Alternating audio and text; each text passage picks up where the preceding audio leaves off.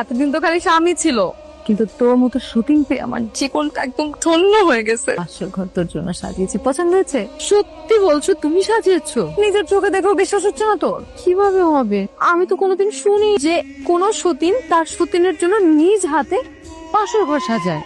তোমাদের বুকে নেওয়ানোই কি শেষ হইছে? আজকে আমার বাসর রাত, আমারে আমার বউয়ের বুকে যেতে দাও। তুমি এরকম ছাগলের মতো ম্যানে করতেছো কেন? হ্যাঁ, মানুষের জীবনে একবার বাসর রাত হয়, আমি তোমাকে 2বার করার সুযোগ দিছি, তোমার তো উচিত আমার পা ধরে সালাম করা।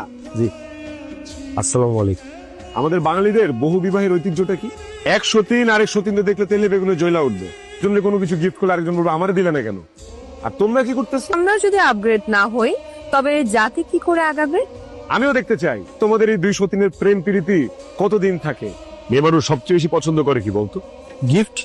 আজকে বাসায় যাওয়ার সময় রুবির জন্য একটা স্বর্ণের সুন্দর নেকলেস নিয়ে যাব, আর নীলার জন্য একটা সস্তা শাড়ি নিয়ে যাব।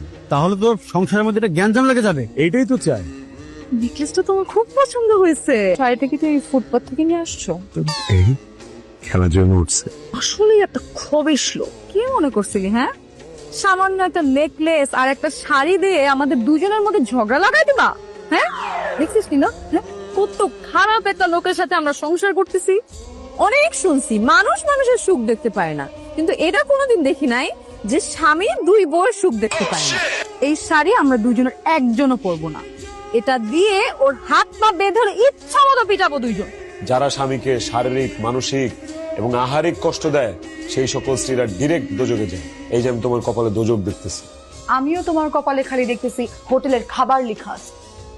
আরে হোটেলের খাবার বেশি খাইতে পারি না, গ্যাস্ট্রিক হয়। কি সব তেল তালা নিজের সম্পত্তি লিখা দিয়া দ্বিতীয় একটা বিয়ে করে বউ নিয়ে আইছি।